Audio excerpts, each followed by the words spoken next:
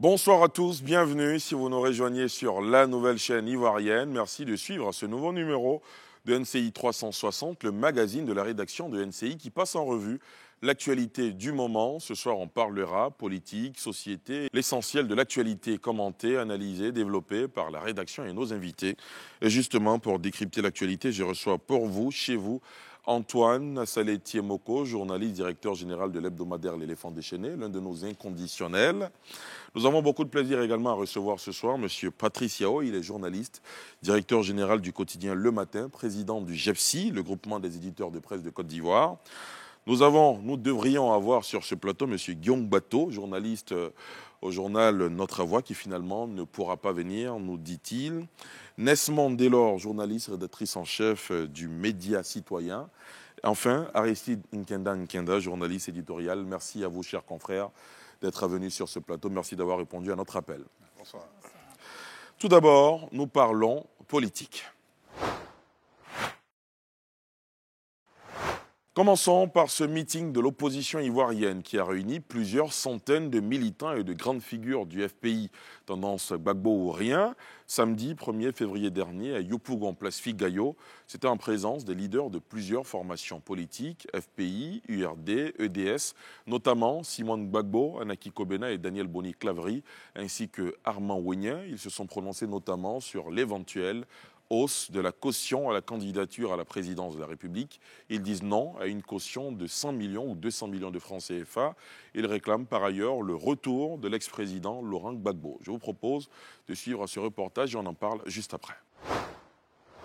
Une partie de l'opposition ivoirienne a tenu un meeting dénommé « Meeting de la Libération » hier à la place Figayo de Yopougon, à 5 jours seulement de l'audience pour l'examen de l'appel de Fatou Bensouda, la procureure de la CPI, Cour pénale internationale.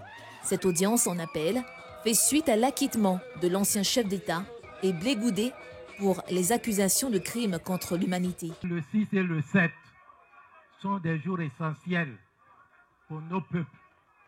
Tenons-nous prêts et écoutons ce qu'ils vont dire pour que nous nous levions. Parce que personne ne viendra lutter pour nous. Personne.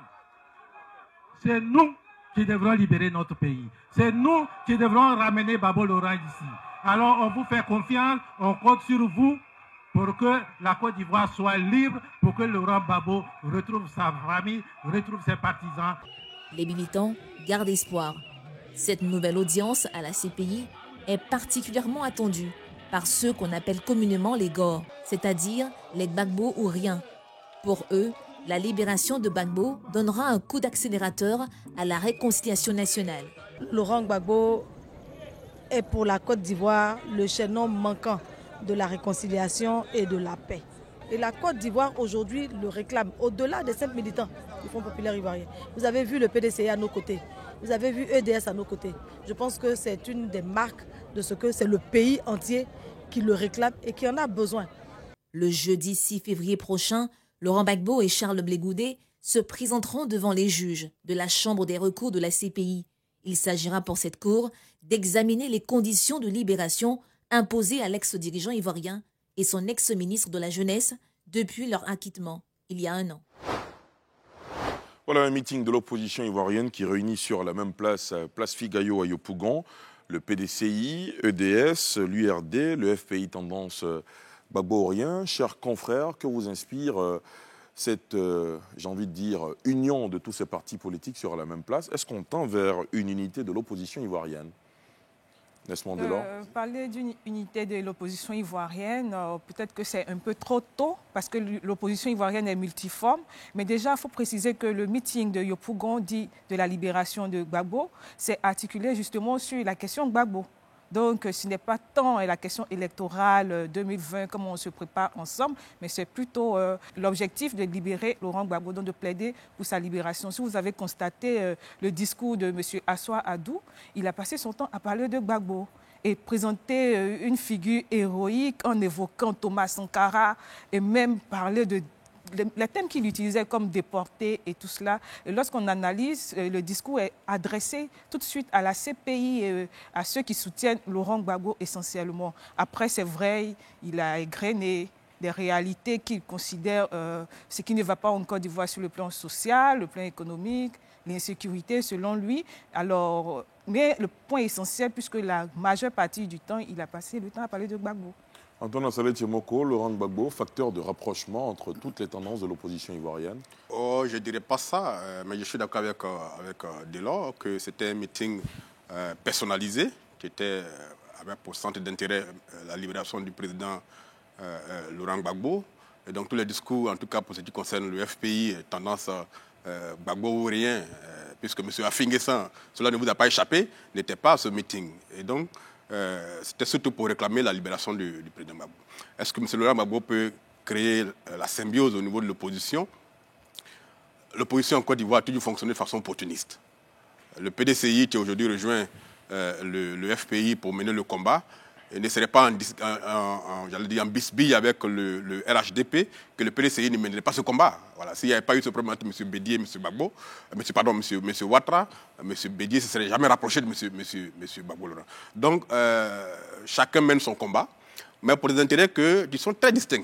Voilà. Le PDCI veut le pouvoir, le FPI veut le pouvoir. Aujourd'hui, pour dégager le RHDP, il faut forcément qu'il y ait une alliance de l'opposition. Et donc, le PDCI et le FPI cherchent à se rassembler. Mais comme je le dis, je le répète, ce n'est pas tant pour la libération de Gbagbo que l'accession au pouvoir qui intéresse le PDCI réellement.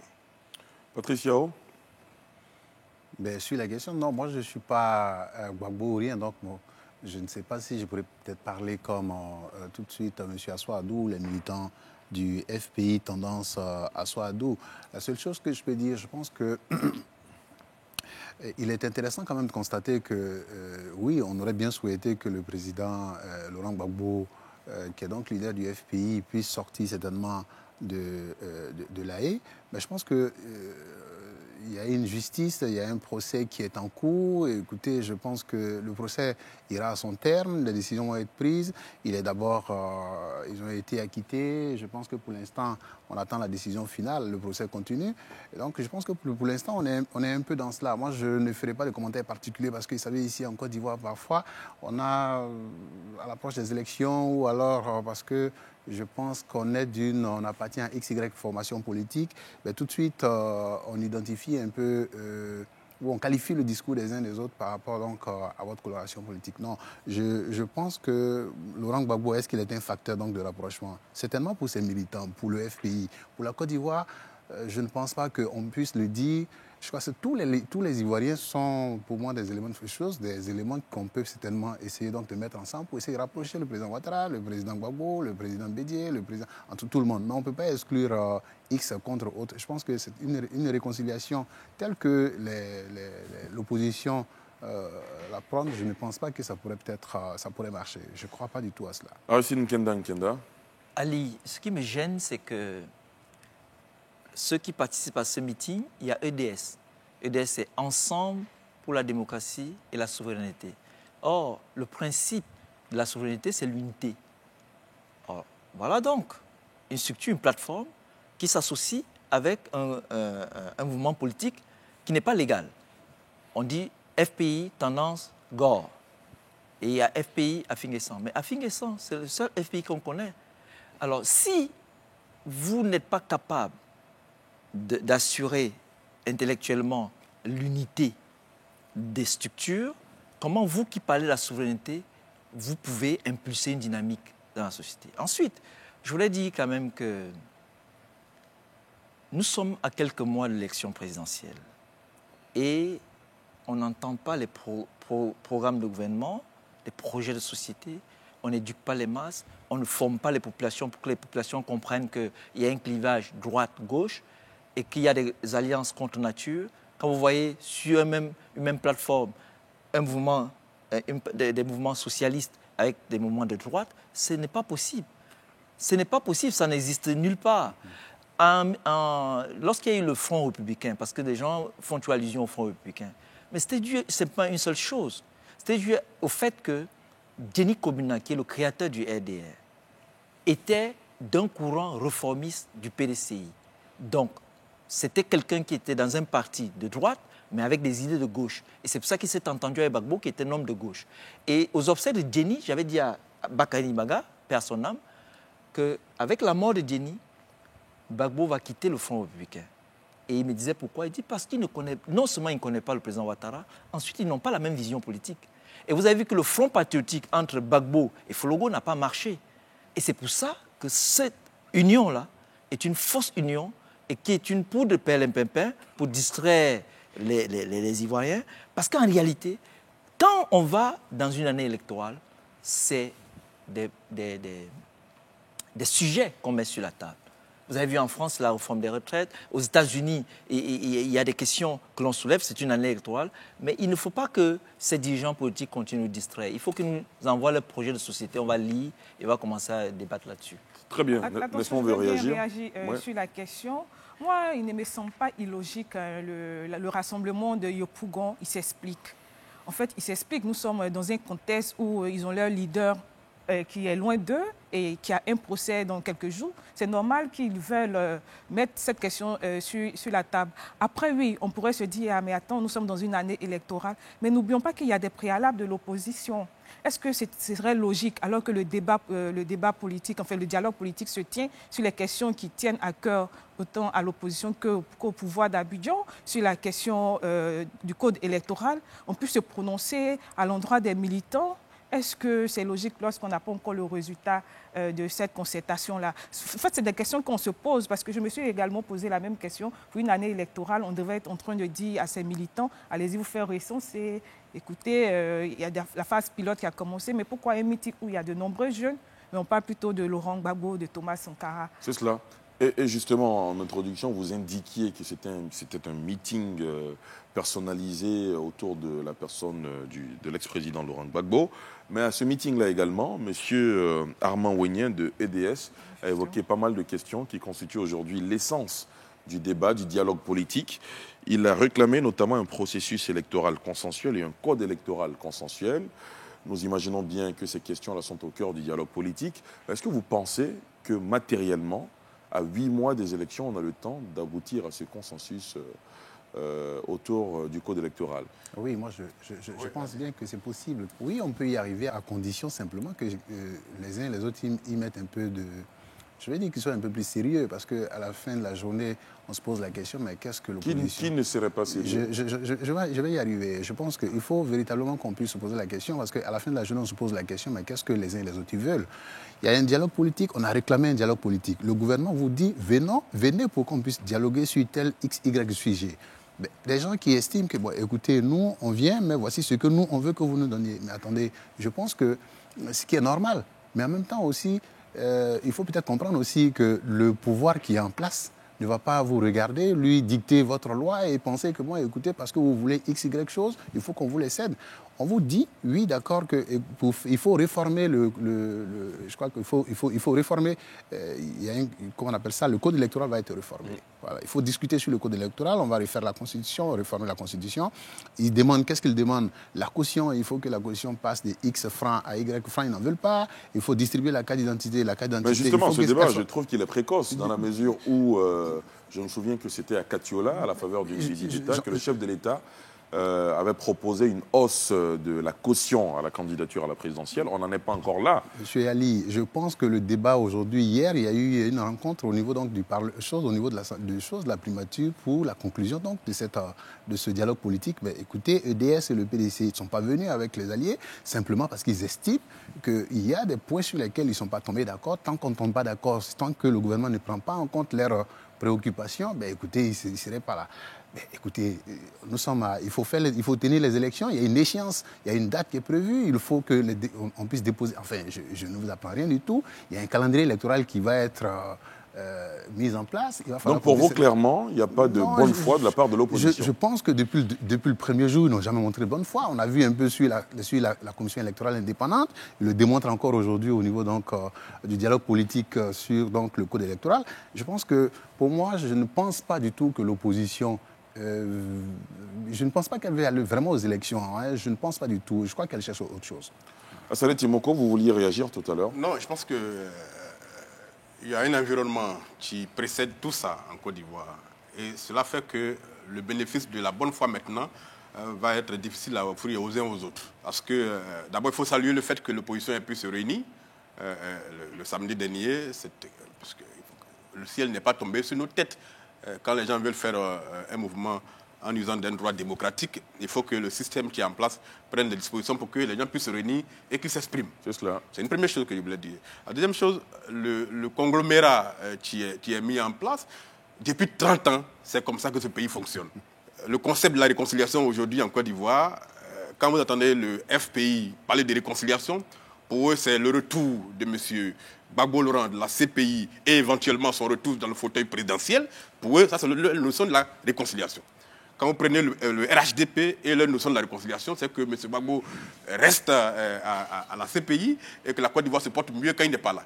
Donc, quand on passe cette base de la réconciliation, tout le jeu est faussé. Aujourd'hui, vous avez le PDCI, EDS et le FPI qui parlent de réconciliation. Pour eux, la réconciliation, c'est que Ouattara ne soit plus président de la République, puisqu'il faut bouter celui-là hors du fauteuil présidentiel. Voilà comment ils conçoivent la réconciliation. Donc, c'est une réconciliation qui est exclusive d'une partie des Ivoiriens. Qu'on soit dans un camp, le camp RHDP ou le camp de l'opposition, c'est une réconciliation qui est exclusive. Donc, elle n'est pas sincère. Parce que les acteurs politiques ivoiriens, en tout cas pour les trois grands, M. Ouattara, M. Gbagbo et M. Bédié, se sont tellement joués des tours de cochon au fil des années qu'aujourd'hui, il y a une vraie crise de confiance entre eux. La CEI, ils ne pourront jamais avoir confiance dans la CEI tant que M. Ouattara sera soupçonné d'avoir été représentant dedans. Pour eux, il faut qu'on donne la CEI à l'opposition. C'est à cette condition seule qu'ils auront confiance. Or, ça aussi, ce n'est pas possible. Les gens veulent, par exemple, que M. Ouattara fonctionne comme M. Gbagbo. Or, l'autre s'appelle Laurent Gbagbo, lui s'appelle Alassane Ouattara. Ils n'ont pas la même conception de la gestion du pouvoir public, d'État, et donc ils ne peuvent pas faire les mêmes choses. Sur cette base-là, on est mal parti. Effectivement, hier, il y avait la rencontre pour signer la première partie des discussions. L'opposition n'est pas venue. La primature a dû faire des courriers pour envoyer les tests aux gens pour qu'ils se prononcent encore. Sur la caution, un consensus avait semblé être acquis. Ils étaient pratiquement à 50 millions, je crois. Sur le parrainage, ils avaient dit 2% du corps électoral. Il y avait un consensus dessus. Au moment de venir signer, les gens brillent par leur absence. Qu'est-ce qu'ils recherchent? C'est des interrogations. Donc on se dit finalement, s'ils n'ont pas obtenu ce qu'ils veulent, peut-être qu'ils vont boycotter les élections. On ne sait jamais. Aristide? Alors, juste avant de répondre, pour revenir sur ce que Delors disait, moi, ma préoccupation, c'est cette alliance contre nature. Il faut... Pourquoi vous insistez sur cette alliance contre nature? Parce qu'il faut un clivage droite-gauche avec le centre. À partir de ce moment, il y a des idéologies qui se dégagent et chacun adhère à un courant politique avec des convictions, avec la vision de ces partis. Ils sont combien les partis politiques en Côte d'Ivoire ou les militants de partis politiques qui maîtrisent, qui comprennent l'idéologie qu'est censé suivre le parti auquel ils appartiennent? Donc tu me rejoins, Ali. Ça veut dire qu'il y a problème. Ça veut dire qu'on n'a pas formé les masses. Ça veut dire qu'on a passé le temps à nous tromper. Et quand Delors dit, les gens sont regroupés parce qu'ils veulent revendiquer quelque chose, vous vous regroupez parce que vous avez des affinités. Vous ne pouvez pas seulement vous mettre là parce que vous êtes en danger et que vous voulez résoudre un problème.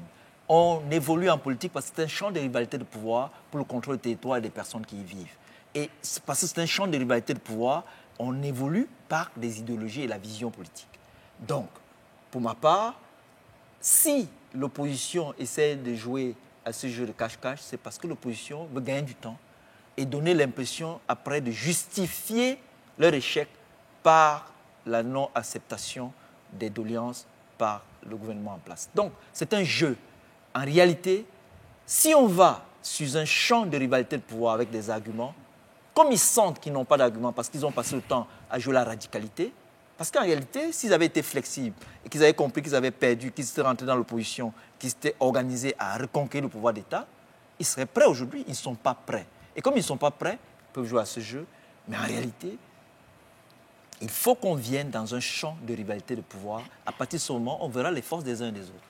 Laisse-moi Delors, vous pensez aussi que l'opposition est en train de jouer un jeu pour justement gagner en temps? En fait, je comprends l'impatience de mes confrères à 8 mois des élections, mais est-ce qu'il faut interpréter une absence de l'opposition comme tout de suite un boycott systématique et tout de suite taper du fer sur l'opposition? Pourquoi on ne pose pas aussi la question aux représentants de l'État? Qu'est-ce qui se passe à ce dialogue politique? Pourquoi ce dialogue politique n'est pas diffusé peut-être même en direct pour que le peuple participe également comprennent ce qui se passe là-bas.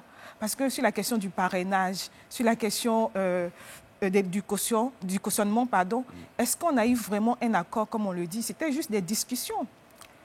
Faut-il paraffer mais les discussions, justement, pour qu'il y ait discussion, il faut que tout le monde soit à la table. Justement. Et comment douter de la bonne foi des différentes parties lorsque ces parties-là se présentent effectivement au début pour le dialogue? On a vu une ambiance bonne enfant, les images même ont fuité sur les réseaux sociaux et cela présageait en tout cas d'une bonne ambiance pendant ces débats. Qu'est-ce qui s'est passé? C'est là qu'il faut se poser la question. Et puis, c'est vrai que l'opposition, oui, actuellement, n'a pas assez de force et que, oui, en ce moment-là, le gouvernement, le pouvoir d'État qui est comme le père de la nation, devait aussi, par moment, dire attention. Par moment, on peut céder de part et d'autre, mais attendre de l'opposition... Vous estimez qu'il n'y a pas suffisamment de compromission de la part Voilà, le consensus, ça doit être de part et d'autre. On ne va pas demander à l'opposition de, oui, parce que vous êtes déjà à terre, cédez tout, vous êtes déjà tombé. Non, attention. On ne va pas demander ça, mais parce que le consensus, ça doit être de part et d'autre. Et la mauvaise foi est partagée. Lorsqu'on n'a pas un dialogue et qu'on n'a pas de résultat, c'est parce que la mauvaise foi est partagée. Il faut aller pour le gagnant-gagnant. Mais si on va pour le gagnant-perdant, c'est sûr qu'on n'aura pas de résultat. Parce qu'il y a une partie qui veut gagner, l'autre veut gagner plus. Mais il faut accepter de part et d'autre de perdre un peu. Mais dans la conquête du pouvoir, tout le monde veut gagner. Mais alors, il ne faut pas jouer avec le pays non plus, ne parlons pas de dialogue politique. Parce que le dialogue politique sur le code électoral, là, c'est une règle de la CEDEAO. À 6 mois des élections, il faut qu'on ait une loi électorale claire sur la méthode des élections. Mais il ne faudrait pas aussi attendre à quelques mois aussi de l'élection pour ouvrir un dialogue politique et après dire que les opposants ne sont pas venus à l'heure. Patricia, vous vouliez réagir?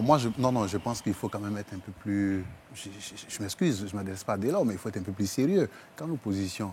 Attendez, on a entendu dans ce pays, je pense qu'il y a quelques semaines, quelques mois, quelque chose, des discours du genre, ben écoutez, nous, il faut qu'on dégage ce régime, ce pouvoir en place, et qu'il faut qu'on le remplace. Non, attends. Dans une démocratie, on ne dégage pas, on fait des élections et on gagne. Donc il faut peser le poids des mots qu'on emploie. Il faut faire attention un peu à tout ceci.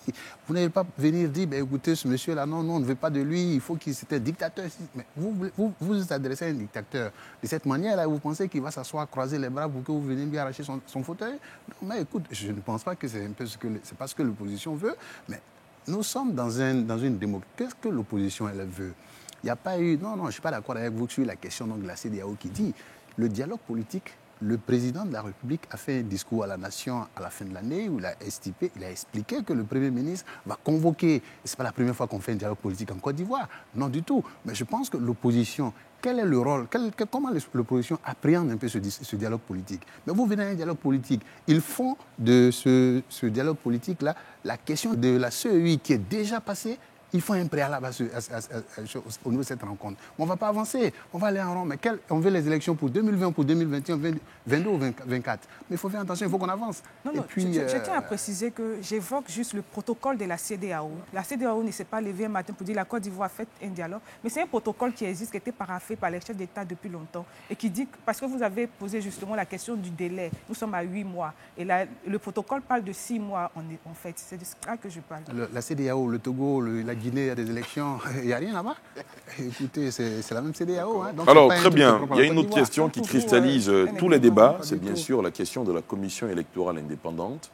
Est-ce que vous pensez, vous, en tant que journaliste, en tant qu'observateur, vous qui avez l'expérience de 2010, de toutes les élections précédentes, vous pensez qu'on va arriver à une CEI consensuelle avant la prochaine présidentielle à Salé? Je dis que sur la question de la CEI, il n'y aura jamais de consensus. Peut-être que je suis péremptoire, j'affirme, je suis trop tranché là sur la question, mais je dis qu'il faut tenir compte de l'histoire de la Côte d'Ivoire. M. Bédier, jusqu'à il y a à peine 2 ans, était avec M. Ouattara au sommet de l'État. C'est les deux qui gouvernaient. D'ailleurs, même les Ivoiriens, avec leur sens de l'humour qu'on leur connaît, l'appelaient le PCA de la Côte d'Ivoire, M. Henri Konébé. Aujourd'hui, il est en bisbille avec M. Ouattara. Il rejoint l'opposition, le FPI, et il forme un bloc dont l'objectif est, comme Patrice l'a dit, de dégager celui qui est là, en utilisant des mots qui sont très chargés comme dictateur. Mais ça n'a pas changé. Depuis 1995, M. Gbagbo, M. Ouattara, dans le Front républicain, traitaient M. Bédié de dictateur. Le dictateur est tombé en 1999 par un coup d'État. M. Gbagbo devient président en 2000. M. Ouattara et M. Bédié forment leur RHDP en 2005. M. Gbagbo devient le nouveau dictateur que tout le monde combat. Le dictateur Gbagbo tombe en 2011. Aujourd'hui, M. Bédié et M. Gbagbo se retrouvent ensemble pour traiter un nouveau dictateur qui est M. Ouattara. On est dans un système de dictature. D'accord, selon qu'on est dans l'opposition ou on est au pouvoir. Et donc, dans un tel environnement, la CEI, qui est l'organe qui organise les élections, il y a des pays où il n'y a pas de commission électorale indépendante. En France, ce n'est pas une commission qui organise les élections, c'est le ministère de l'Intérieur qui organise les élections, parce qu'il y a la confiance que le système est en place, les élections sont fortes. Ici, les gens se suspectent de fraude. Ils savent que quelque part, il y a forcément une fraude. Donc, ils se suspectent mutuellement. Est-ce que vous pensez que le PDCI et le FPI peuvent aller à une élection avec ce qui s'est passé en 2010 s'ils n'ont pas la main sur la CEI? Ils ne pourront pas le faire. Est-ce que le RHDP va confier la CEI comme Gbagbo l'a fait en 2010 à l'opposition? Ils ne le feront pas. Okay. Dans un tel environnement, qu'est-ce qu'on fait? Eh bien, c'est à la Côte d'Ivoire qu'on doit penser maintenant aux Ivoiriens qui sont fatigués, que chaque 10 ans, on menace leur vie. Donc, il faut que les opposants, et c'est au peuple maintenant de Côte d'Ivoire de prendre ses responsabilités. Pour qu'à un moment, quand le président Ouattara a dit qu'il voulait se retirer, pour que tous ces types-là, M. Gbagbo, M. Bédié, prennent leur retraite, tout le monde a crié au scandale, en tout cas dans l'opposition, mais ce qu'il a dit est très profond. Tant que ce trio-là sera dans la course, tout ce qu'on va faire aura une connotation de guerre civile. Et donc, il faut que les gens reviennent sur terre et qu'ils comprennent que la vie des Ivoiriens est menacée et que l'organe de la CEI ne pourra pas satisfaire à 100% tout le monde et qu'avec un minimum, on doit aller aux élections. Parce que moi, je voulais dire par rapport. Oui, Aristide, rapidement. Je voulais juste dire que quand c'est consensuel, c'est patrimonial. Le consensus, c'est qu'on est tous d'accord. Mais la CEI ne peut pas être consensuelle. Pour que ce soit consensuel, patrimonial, il faut qu'on passe par exemple par un référendum. On ne va pas passer par un référendum pour avoir une CEI consensuelle. Ce que j'avais dit là, il y a 2 semaines, je crois, c'est qu'il fallait que le gouvernement, dans la dynamique de la flexibilité, ouvre pour que l'opposition puisse avoir 3, 4 représentants dans la CEI pour qu'on passe de 15 à 19. Mais du moment où on les convoque pour des réunions et qu'ils ne viennent pas, je me demande comment on va y arriver. Alors, au lendemain de ce meeting de l'opposition, le président du RHDP, Alassane Ouattara, a communié avec ses militants lors d'une cérémonie de présentation de vœux au Parc des Sports de Treichville. Le chef de l'État veut une victoire éclatante de son parti aux élections d'octobre 2020 dès le premier tour. Pour cela, il a demandé à tous les responsables du RHDP de continuer d'envahir le terrain. Reportage. Devant des milliers de militants du RHDP, rassemblement des oufouettistes pour la démocratie et la paix, venus lui présenter leurs vœux, le président Alassane Ouattara a fait le tour de l'actualité du pays, notamment les sujets qui fâchent. Concernant le projet de déstabilisation de la Côte d'Ivoire, les faits sont là. Vous les avez entendus, n'est-ce pas? Il n'y a pas de doute là-dessus. Je voudrais saluer la vigilance des forces de sécurité et je ne voudrais pas m'étendre là-dessus parce que la question est aux mains de la justice. La question de la recomposition de la CEI, la commission électorale indépendante, réclamée par une partie de l'opposition ivoirienne, est un faux débat, selon le président Ouattara. Vous savez que la recomposition a été faite conformément aux recommandations de la Cour africaine des droits de l'homme et des peuples et le RHDP a pris une part active au dialogue.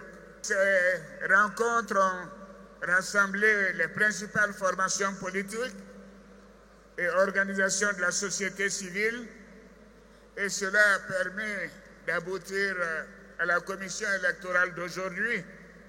Ce que je vous demande, c'est qu'il n'y ait pas de deuxième tour. Il n'y a pas de deuxième tour. Il n'y a pas de deuxième tour. Je veux que la victoire du RHDP se fasse le 31 octobre au soir, au premier tour. Premier tour. Premier tour. Un coup KO. Immanquablement, Le président est aussi revenu sur la bonne santé de l'économie ivoirienne, saluée récemment à Londres lors du sommet Royaume-Uni-Afrique. Ma fierté était grande à Londres. Londres, ce n'est pas Paris. Les gens diront, oui, à Paris, on a beaucoup d'amis. Mais à Londres, la Côte d'Ivoire a été plébiscitée pour ses performances économiques et sociales. Ce rassemblement des militants du RHDP se tient au moment où une partie de l'opposition a elle aussi battu le rappel de ses troupes 24 heures avant à la place Figayo de Yopougon. Ces différentes mobilisations et démonstrations de force annoncent les couleurs d'une année électorale sur fond de recomposition du paysage politique ivoirien.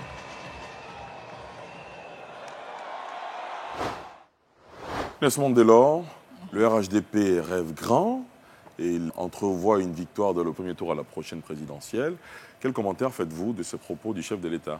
Justement, lorsqu'on quitte Figayo pour aller à Treichville, le décor est différent. Ce n'est plus le tableau qu'on dépeint de la Côte d'Ivoire, qui a des problèmes au plan social et tout cela. Et dans le discours du président de la République, il est revenu aussi sur ses réussites et il galvanise ses troupes. Là, il parle directement à ses militants. Lorsqu'il parle de coup KO, il remobilise sa troupe. Et est-ce que c'est possible, le coup KO? On ne va pas quand même dire à un candidat de ne pas rêver grand, de ne pas rêver à un coup KO. Le rêve est possible, mais dans la faisabilité, vu la composition actuelle du paysage politique ivoirien, je pense que c'est un discours pour galvaniser sa troupe, parce que n'oublions pas que même au niveau du RHDP, le RHDP de 2020 ne sera pas le RHDP de 2010. Ce sera un RHDP sans Anaki Kobenan, sans Henri Konan Bédier, sans Soro Guillaume. Donc il faut tenir compte de ces éléments-là qui sont ces personnes du RHDP qui sont aujourd'hui carrément dans l'opposition. Est-ce que ce sera un coup KO? Déjà qu'en 2010, avec ces mêmes personnes, on allait au deuxième tour. Le RHDP, tous les candidats étaient là, mais quand on voit la balance, 38%, pour le deuxième tour, ce n'était pas aussi KO que cela. C'est ce que je veux faire comprendre. Donc, c'est normal pour un parti politique, c'est normal de galvaniser sa troupe, de rêver grand, de rêver un coup KO. Et M. Ouattara l'a très bien fait en galvanisant sa troupe. C'est le jeu démocratique. Maintenant, dans la faisabilité, ce n'est pas évident. Saleh Timoko, vous partagez son avis? Effectivement, c'est un chef d'État qui est en même temps président d'un parti politique qui est engagé dans la course à la présidentielle pour 2020. Donc il est tout à fait normal qu'il engage ses troupes à se mettre au travail et à faire tout pour que le parti gagne au premier tour. Ça, c'est ce qu'il dit. Maintenant, dans la faisabilité, il y a tout un travail à faire pour atteindre un tel résultat. Et ce que je veux dire, c'est que aujourd'hui, les journalistes que nous sommes, moi personnellement, je suis maintenant sur le terrain en tant que maire de Tia-Salé et je vois un peu le divorce qu'il y a entre les discours des dirigeants politiques, toute tendance opposition comme au pouvoir, le divorce qu'il y a entre ce qu'ils disent et la réalité sur le terrain. Voilà. Il y a beaucoup de choses qui sont dites depuis Abidjan, mais quand vous rentrez à l'intérieur du pays, les populations ne savent même pas ce qui se passe. Les gens se sont complètement démobilisés, en tout cas pour certains partis, sur le terrain. Et donc, beaucoup vont avoir des grandes surprises en 2020. Qui pensent qu'il suffit de se rassembler pour dire on va gagner. Non. Certains vont avoir des grandes surprises parce que de plus en plus les Ivoiriens sont en train de se détacher de ce cycle infernal de chaque 10 ans. Par là, une élection, les gens mettent leur vie en danger et vont finir par boycotter, j'allais dire entre guillemets, les élections. Et les gens vont avoir de grandes surprises au niveau des résultats. Patrice Yao, quelle analyse faites-vous de cette confiance affichée du chef de l'État qui espère réaliser une victoire au premier tour à la prochaine présidentielle? Non, je partage l'avis de mon confrère donc, à Saleh Timoko sur ce qu'il dit, à savoir donc, que c'est un chef d'État qui émet un vœu. Mais je pense que le président de la République, Alassane Ouattara, est en même temps président du RHDP. Et je pense que mathématiquement, il fait son calcul et je pense que tout à l'heure, Saleh parlait donc de détachement des populations. Le débat aujourd'hui en Côte d'Ivoire ici, et je pense qu'on le voit un peu ailleurs. Qu'est-ce que les Ivoiriens ils veulent? C'est quoi ils veulent? On vote le personnage, on vote le bilan. À votre avis, vous? Non, je pense que c'est les deux à la fois. C'est les deux à la fois parce que ce qui est intéressant, aujourd'hui le débat se trouve à ce niveau-là. Le président il a un bilan, je le dis personnellement, que c'est un bilan qui est très flatteur. On peut dire ce qu'on veut, mais écoutez, je pense que quand même, d'où on vient, pour être là où nous sommes aujourd'hui, mais écoute, il ne faut pas faire la fine bouche. Je pense qu'il y a du travail qui a été fait, donc je pense qu'il faut saluer cela. Donc je pense que le président entend capitaliser sur cela, les rapports des structures internationales qui commentent en tout cas l'économie en Côte d'Ivoire ou les performances du président de la République. Je pense que c'est assez flatteur. On nous dira oui, ben, écoutez, oui, ça on ne mange pas, mais, écoutez, mais c'est une réalité, vous ne pouvez pas. L'économie, c'est des chiffres. Les agrégats, vous ne pouvez pas dire que bon, 2 plus 2 égale à 4 en économie. Donc je pense que c'est des choses sur lesquelles ça me paraît extrêmement important. Mais l'opposition, elle est où? Elle est totalement absente. Moi, je pense que de mon point de vue, l'opposition ne parle que quand il faut aller aux élections. Je m'excuse, tout à l'heure, avant de venir, on était en salle d'attente, on échangeait un peu entre nous. Mais vous voulez témoigner à des gens, vous voulez solliciter des voix des Ivoiriens pour les élections de 2020. Mais quand ils ont leurs problèmes, où est-ce que vous êtes? Ils sont totalement absents. Il y a eu la grève de Yopougon au niveau des taxis. L'opposition, elle était où? Quand, par exemple, au niveau donc, des enseignants, les grèves au niveau des choses de l'université, l'opposition, quel est son discours? Elle n'est nulle part. Qu'est-ce qu'elle propose? Qu'est-ce qu'elle veut? Mais c'est ce qu'on attend. C'est ce qu'on attend. Ce n'est pas venir, oui, moi je veux que le président Bédié soit candidat. Non, moi je veux que Gbagbo sorte. Mais ça, on entend ça tous les jours. On est fatigué de cela. Vous proposez quoi par rapport à ce que le parti au pouvoir fait? Donc moi, je pense que le discours du président, avec les performances qu'il a, oui, il peut rêver gagner au premier tour parce que je pense que on le voit sur le terrain, ils sont partis tous les week-ends sur le terrain avec les cadres. Je pense qu'ils ont fait une très bonne comptabilité. Le directeur exécutif qui disait qu'ils ont 3 700 000 et quelques, on peut contester les chiffres du côté où nous sommes, mais en tout cas, je pense que c'est les chiffres qu'ils ont et donc c'est une base extrêmement importante, une population électorale de combien de personnes? Je pense que ce n'est pas rien du tout. Aristide? Oui, je voudrais quand même faire un point diachronique, c'est-à-dire l'évolution sur le temps. Quand, par exemple, Nesmond Delors parle de 2010, nous ne sommes plus en 2010. Il y a eu une évolution. Il y a eu 2015. C'est de cette évolution qu'elle parle. Non, elle a dit qu'il y a eu une balance des élections de 2010. Il y avait 2 forces en présence. Elle parle des résultats de 2010 tout à l'heure. Mais il y a eu 2015. Il y a eu depuis l'année dernière, janvier 2019, où il y a eu le RHDP. Il y a eu des mouvements de part et d'autre.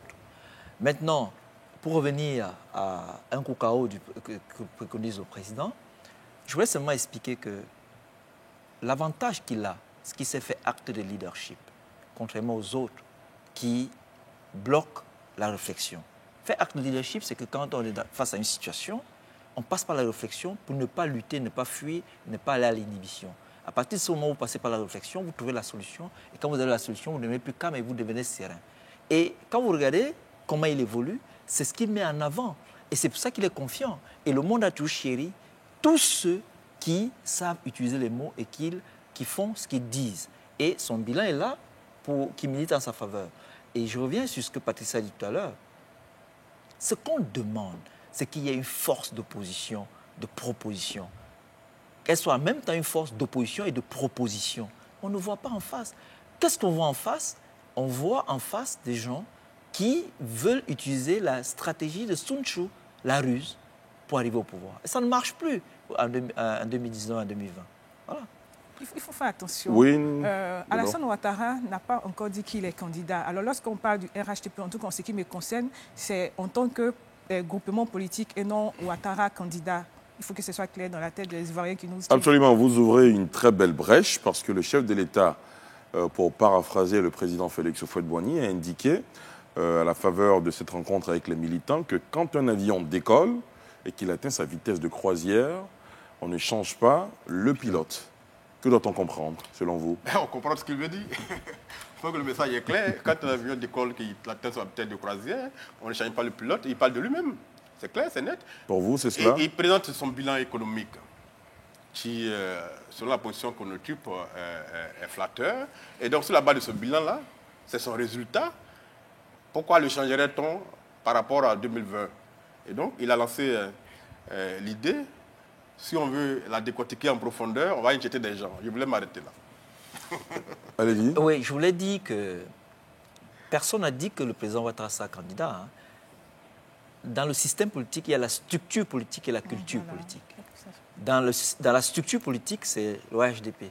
Et vous voyez même nos titres qui est affiché, c'est RHDP présidentiel, un cacao.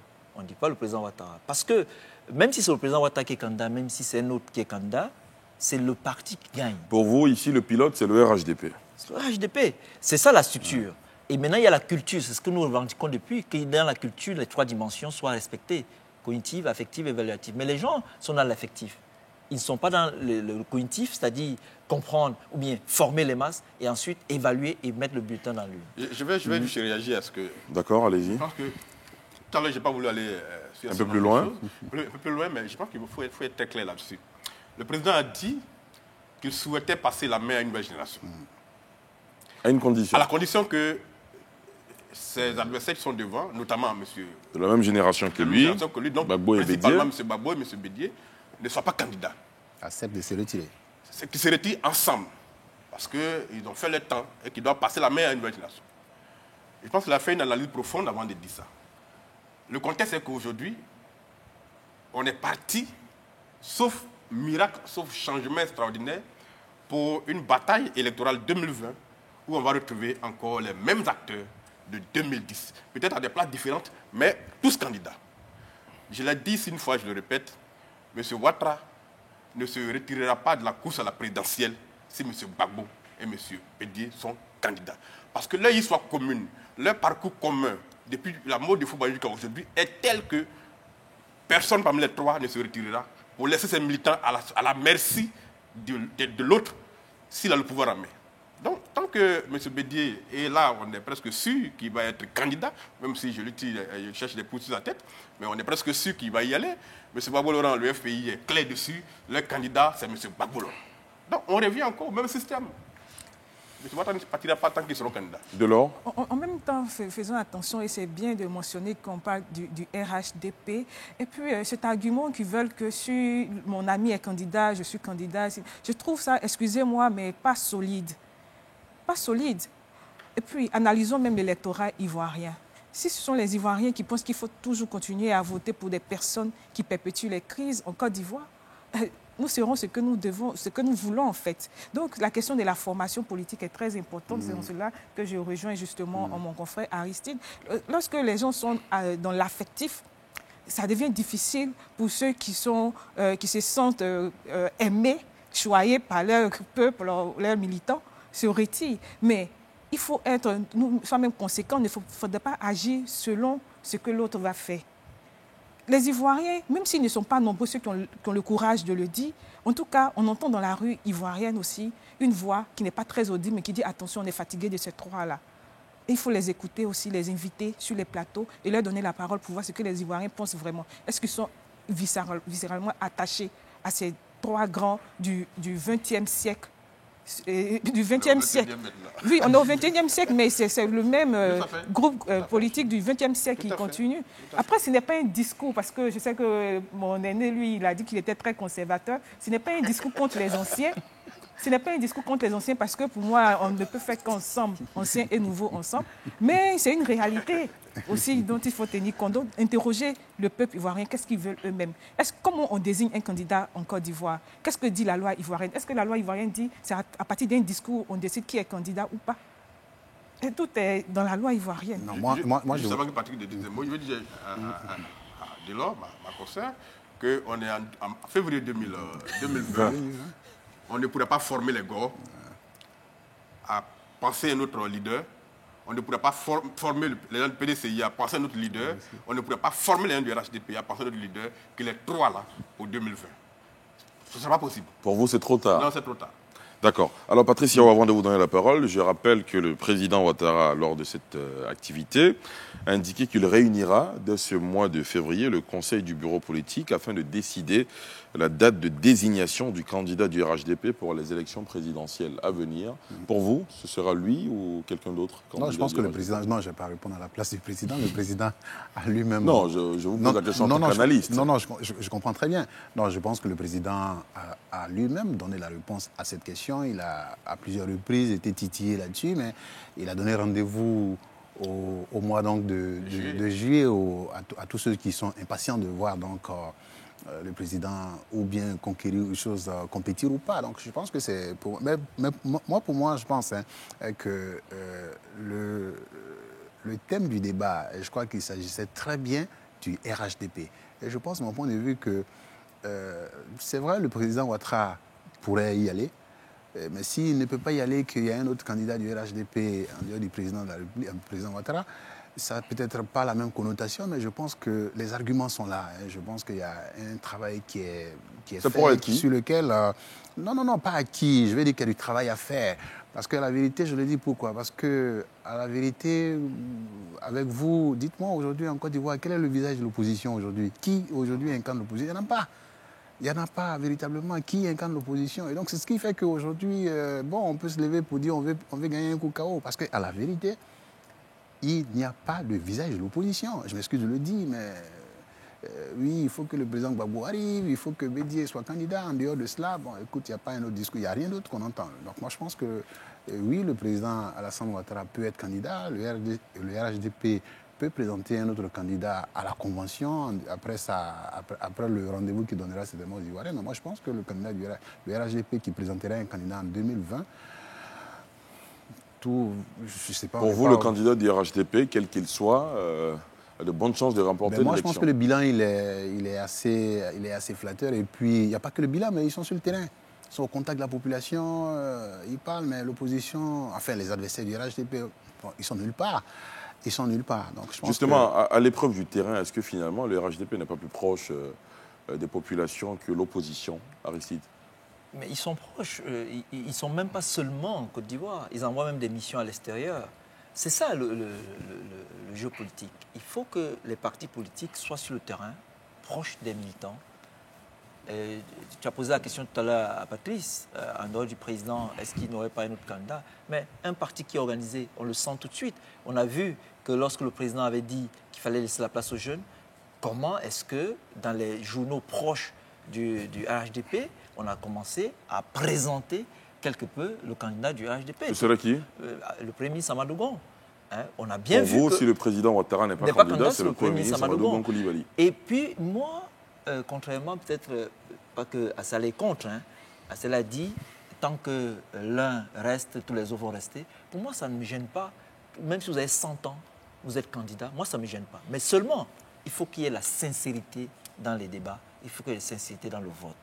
Si vous allez à une élection, alors que vous envisagez qu'il y aura tricherie, ça veut dire que vous suspectez les gens et vous allez vous suspecter, vous tous. Même si vous avez 100 ans et que vous allez à une élection et que vous gagnez, ça veut dire que vous avez eu la confiance du peuple. Donc, ce n'est pas l'âge qui me gêne, ce n'est pas la génération qui me gêne, mais c'est moi, il faut qu'il y ait la sincérité dans les débats et qu'il y ait aussi la sincérité dans les votes. Alors, tout à l'heure, on en parlait, la CEI, la Commission électorale indépendante, le président Ouattara semblait indiquer que ce débat est clos. Là où l'opposition n'arrête pas de demander de revisiter cette CEI, est-ce qu'on n'a pas affaire à un dialogue de sourds? Le dialogue de sourds, il est là.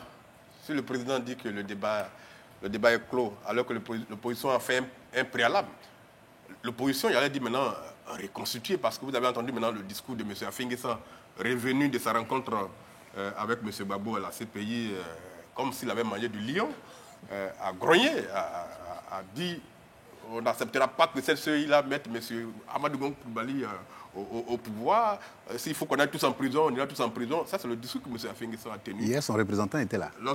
Alors qu'il a participé à toutes les rencontres qui ont abouti à cette CEI qui a tenu ça là. Il avait même dit que c'était la moins mauvaise CEI qu'on pouvait obtenir.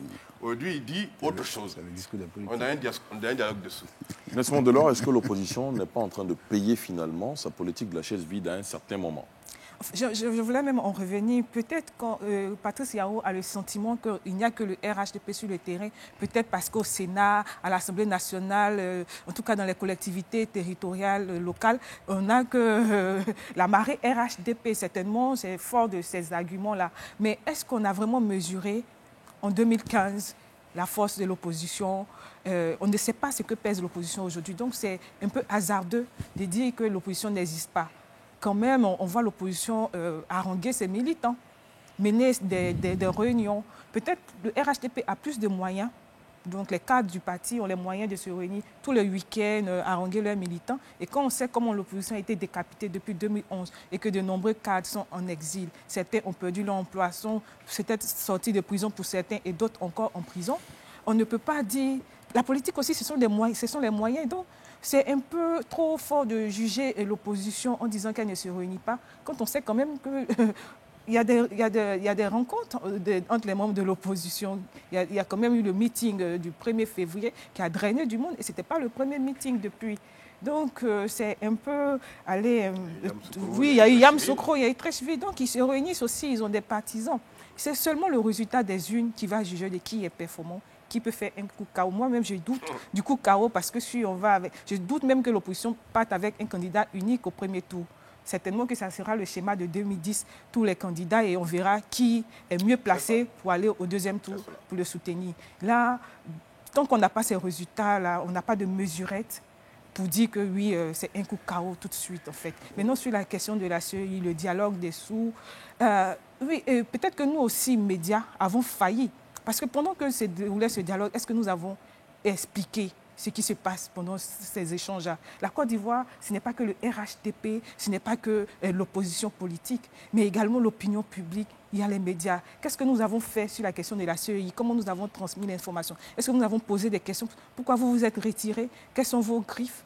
C'est cela aussi, c'est ce qui se passe avec le... Quand on écoute M. Ouattara pendant le discours de Treichville, il dit qu'on a eu une CEI consensuelle. Moi, j'ai souri dans mon canapé parce que je sais en même temps qu'il y a eu le boycott d'une bonne partie de l'opposition à la dernière minute.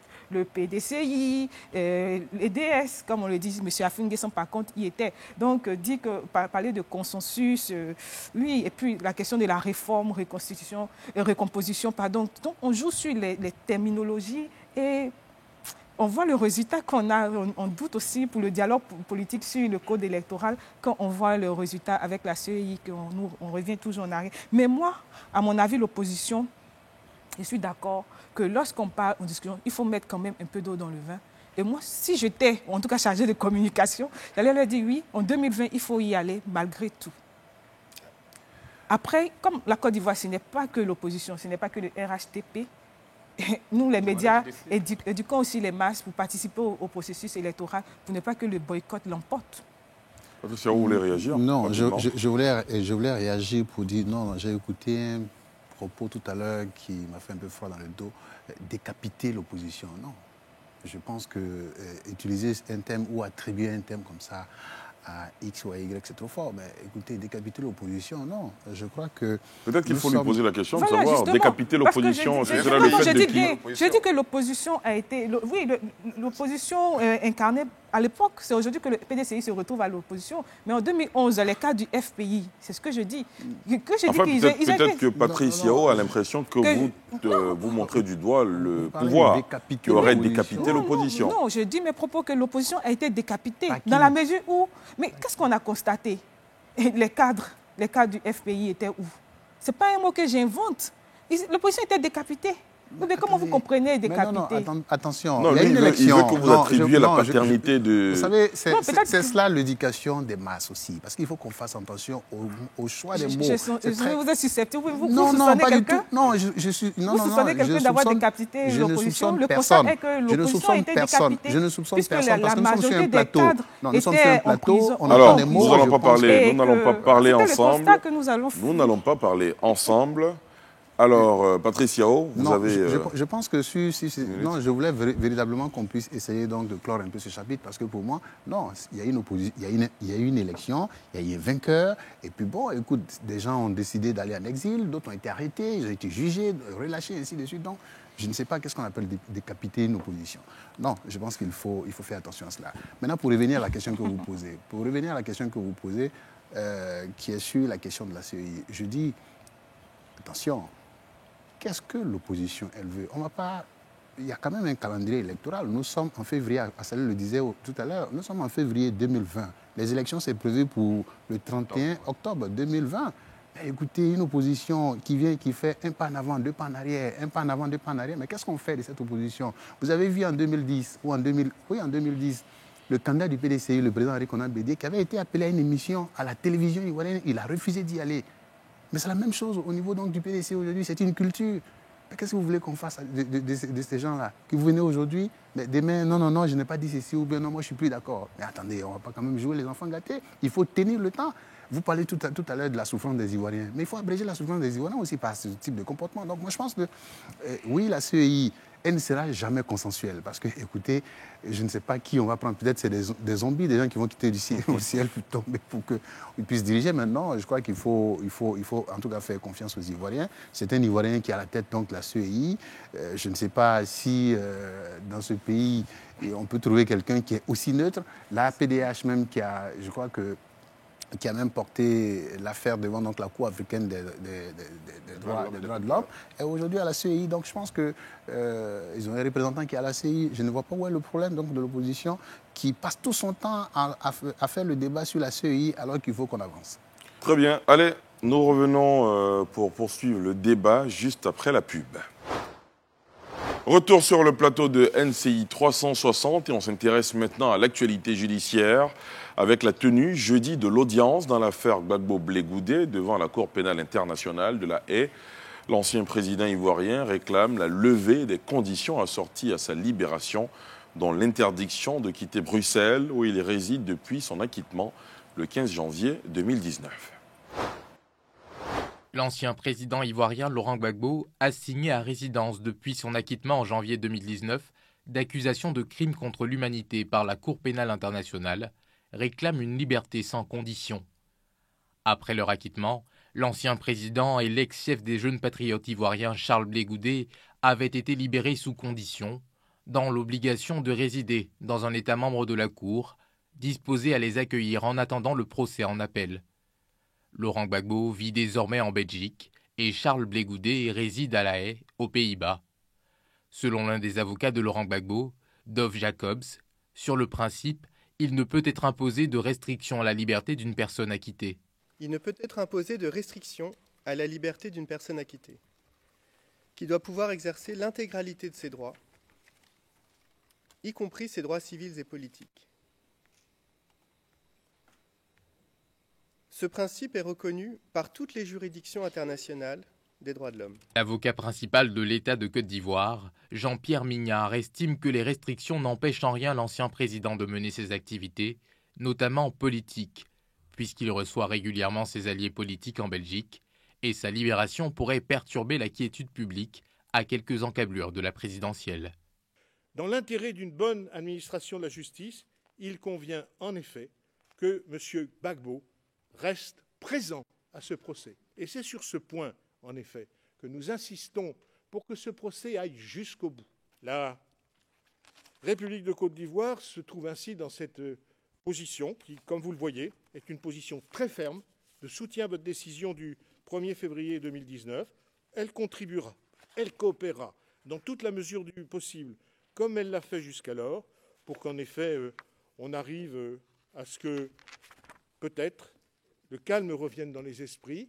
À noter que les conditions assorties à la libération de Laurent Gbagbo ont été imposées à la demande de la procureure Fatou Bensouda, qui estime que l'ancien président pourrait prendre la fuite alors que l'appel n'est pas encore tranché. Le feuilleton judiciaire dans cette affaire Laurent Gbagbo et Charles Blé Goudé devant la Cour pénale internationale se poursuit donc. Chers confrères, la suite, les enjeux. Aristide ? Alors, il faut dire que le problème que la procureure a, c'est que le traité de Rome est bousculé par deux sources juridiques, hein, la source germano-romatique et la source anglo-saxonne. Elle est anglo-saxonne et chez les anglo-saxons, elle est accusatoire, alors que chez les autres, les francophones et tous les autres, c'est avec un juge d'instruction. Et donc, il faut donc mener l'instruction. Et vous avez vu qu'elle a été vraiment en difficulté, on lui a même dit de revoir sa copie et ainsi de suite. Les enjeux, c'est que Bensouda ne veut pas d'un acquittement, mais d'un non-lieu. Parce qu'un acquittement, ça veut dire que Gbagbo est lavé de tout soupçon et c'est terminé. Un non-lieu, ça peut lui permettre de relancer le procès en apportant des éléments de preuve. Et pour l'avocat et pour le président de la Chambre d'appel, Gbagbo pourrait prendre la fuite parce qu'il estime que le traité de Rome n'a pas prévu qu'ils aient des forces de l'ordre pour rattraper, par exemple, un justiciable qui serait en fuite. Donc l'enjeu ici, il est double. il est d'abord judiciaire et aussi il est politique.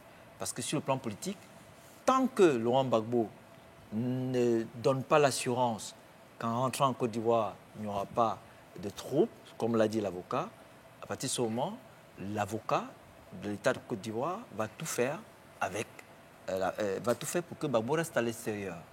Et c'est aussi problématique parce que pour les partisans de Gbagbo, ils ne comprendront pas. Ils ne comprennent pas que quelqu'un qui a été acquitté, qui ait des conditions, des restrictions, et qui ne puisse pas pratiquer la politique comme il le veut. Mais l'avocat l'a dit, même étant à Bruxelles, il continue de recevoir ses partisans. Donc, l'un dans l'autre, je crois que l'enjeu, il est ici double. Il est d'abord judiciaire et aussi il est politique. Patricia O? Non, moi je ne suis pas un spécialiste du droit, mais ce que je crois qu'il faut que le discours, je crois que c'est extrêmement important ce procès qui se déroule à La Haye, aussi bien pour je vais dire pour tous les camps, mais beaucoup plus pour les Ivoiriens, parce que je pense que l'issue de ce procès devait pouvoir nous conduire en tout cas à une véritable réconciliation.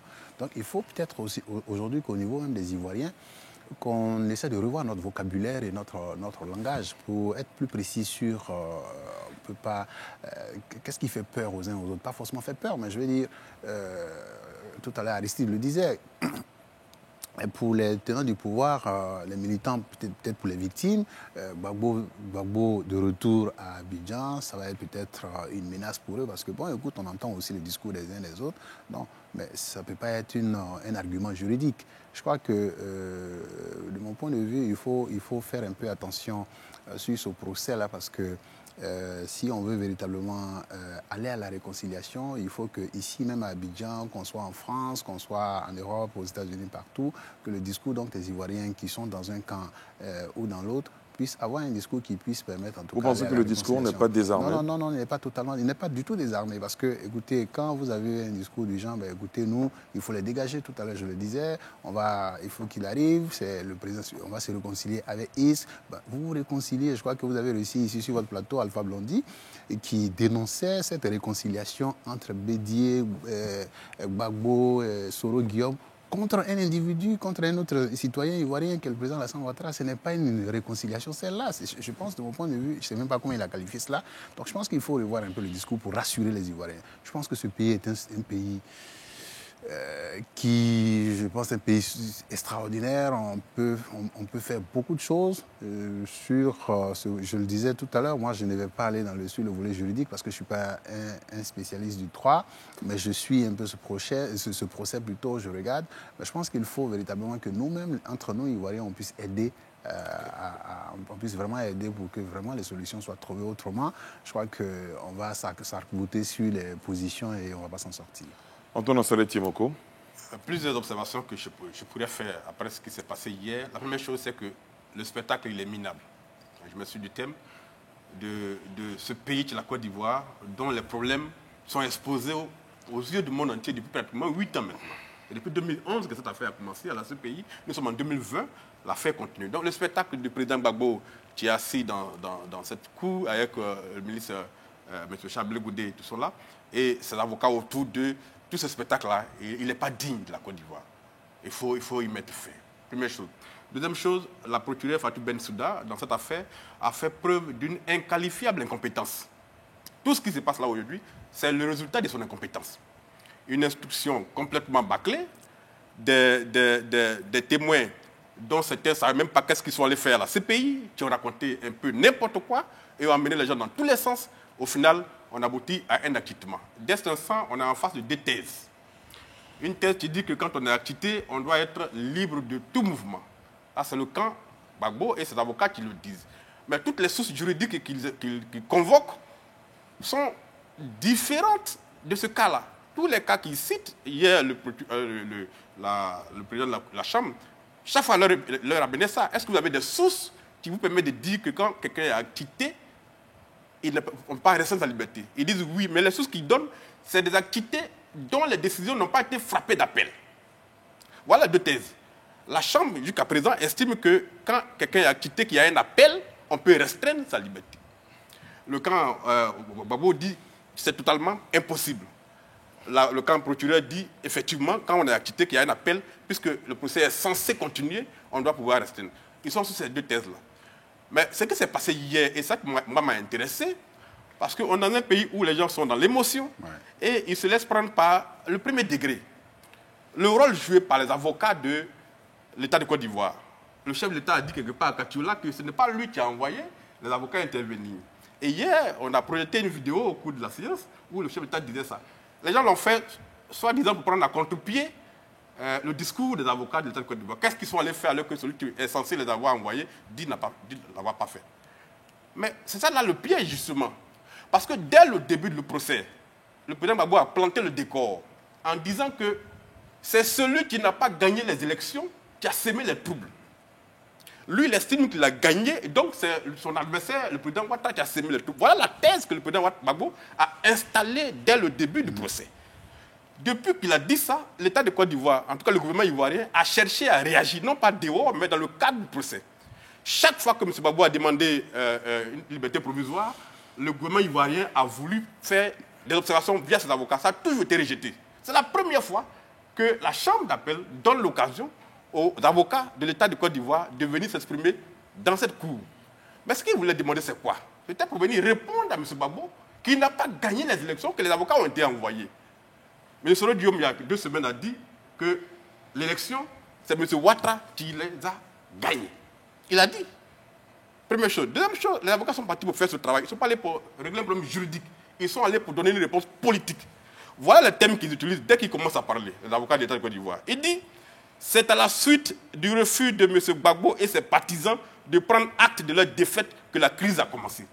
Voilà la réponse que le gouvernement ivoirien voulait envoyer au monde entier dans le cadre de la cour à M. Gbagbo Laurent et au monde entier. Mais quand ils finissent ça, ils vont plus loin pour dire, M. Choy dit, l'élection était une des élections les plus justes, les plus ouvertes et les plus transparentes au monde, qui se sont bien déroulées le 28 novembre et qu'elle avait été remise en cause par la cupidité politique de M. Gbagbo Laurent. Les mots sont très forts et les mots ont été employés. Les gens sont laissés berner par l'image de M. Ouattara qui disait que ce n'est pas lui qui a envoyé. Mais justement, M. Ouattara ne peut pas endosser une réponse politique dans le cadre de la Cour. C'était un jeu politique. Les gens ont été piégés. Le message que les gens voulaient passer, ils l'ont passé et ils ont atteint leur objectif. Pour tout le reste, ce qui va se passer, ce n'est même pas leur affaire. Ils sont allés répondre que M. Gbagbo n'a pas gagné les élections et que tout le monde entier, la CEDEAO, l'Union africaine, l'ONU, disent que M. Gbagbo a perdu les élections et que c'est son entêtement. Ils ont dit sa cupidité politique qui a entraîné la crise et 3000 morts. Ils ont atteint leur objectif. Mais nous, on est resté dans l'émotion, on dit non, on a pris M. Ouattara en flagrant délit de contre-vérité. Ce n'était pas ça l'objectif. Ils ont atteint l'objectif. Ils sont allés répondre à M. Gbagbo Laurent hier à la CPI. Et je pense que c'est l'analyse qu'il faut faire. Non, mais c'est triste en fait. J'ai envie de pleurer quand je pense qu'il y a eu quand même des morts à l'issue de cette crise-là et qu'en écoutant les différentes analyses, on a le sentiment que c'est un problème de personne qu'on règle. Or, officiellement, Laurent Gbagbo et Blé Goudé ont été conduits à La Haye, pas pour les 3000 morts, mais pour autour de 700 victimes sur les 3000.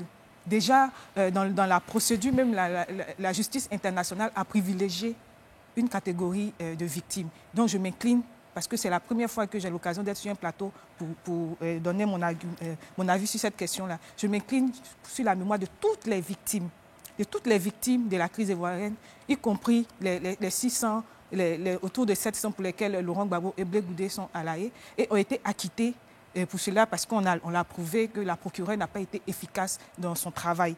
Alors, moi, je suis encore triste, je suis gênée lorsqu'on me parle d'avocat de l'État de Côte d'Ivoire. Oui, ça, je suis vraiment gênée. Je doute que ces avocats-là représentent effectivement l'opinion publique ivoirienne dans son ensemble. C'est encore les divisions de la Côte d'Ivoire que nous sommes allés montrer au monde entier. Parce qu'en même temps qu'il y a des personnes qui sont dites avocats de l'État de la Côte d'Ivoire, qui demandent que Laurent Gbagbo et Blé Goudé restent, que les restrictions soient maintenues, en même temps, on voit aussi des Ivoiriens qui sont aussi à La Haye, qui sont allés accompagner Laurent Gbagbo. Et le 1er février, qui se sont réunis à Abidjan, qui se réunissent à travers le monde entier pour demander aussi que les restrictions soient levées. Oui, c'est un feuilleton judiciaire sur fond de crise politique. Sur fond de crise politique. Et l'avocat des victimes, justement la représentante légale des victimes, Maître Massida, qui aussi a des arguments politiques pour justifier. Je pense que les victimes ne sont pas suffisamment défendues, tant au niveau national qu'international. Et c'est vraiment triste, c'est dommage et ça fait pleurer.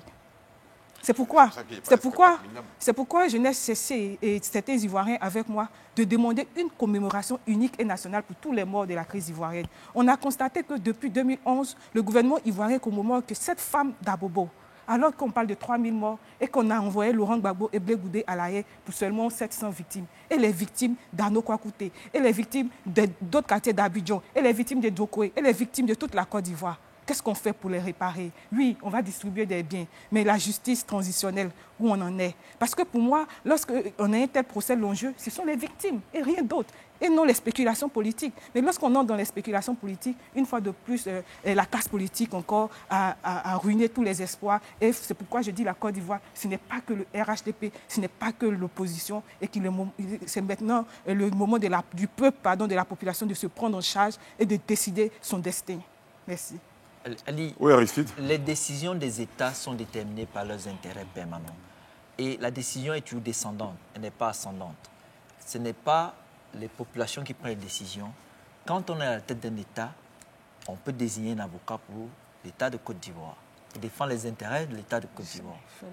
Donc, quand on prend une décision, chaque jour, on prend environ 5000 décisions. Mais quand on prend une décision, surtout au niveau de l'État, c'est déterminé par les intérêts permanents de cet État.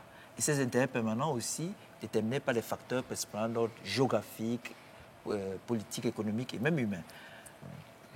Quand on me dit qu'il y a eu 3000 morts et qu'on ne fait le procès, qu'on a condamné Laurent Gbagbo et Charles Blé Goudé que pour 700 je sais pas. 700 victimes. 700 victimes. Acquittés, ils n'ont même pas été condamnés. Ils ont été acquittés, mais il y a eu ils ont été convoqués devant la CPI pour 700 victimes. Pour 700 victimes, acquittés, mais il y a eu un appel. Oui.